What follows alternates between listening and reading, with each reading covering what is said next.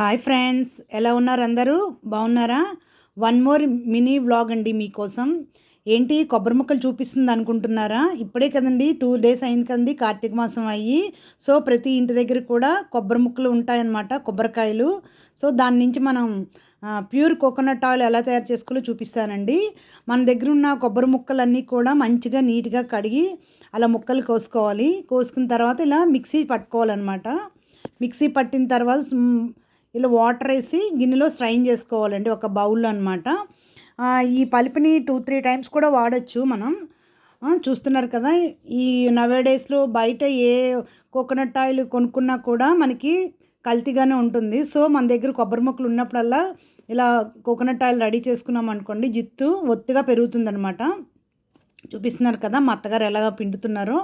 So మనం ఇలా ఒక క్లాత్లో వేసుకొని అలా పిండుకోవాలండి. పిండిన తర్వాత ఆ కోకోనట్ వాటర్ అంతా కూడా ఒక 12 అవర్స్ ఫ్రిడ్జ్లో పెట్టుకోవాలండి. ఫ్రిడ్జ్లో నైట్ అంతా పెట్టుకున్న తర్వాత మార్నింగ్ లేసినప్పటికీ ఇలా వాటర్ కింద ఉండిపోతుంది. ఈ కొబ్బరి అంతా పైకి ఇలాగా అట్టలా తేలుతుందనమాట.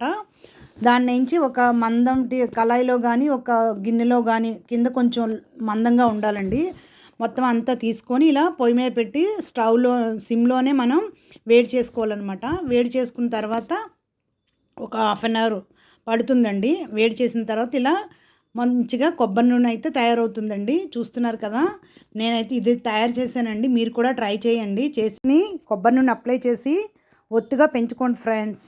Bye friends, thank you for watching.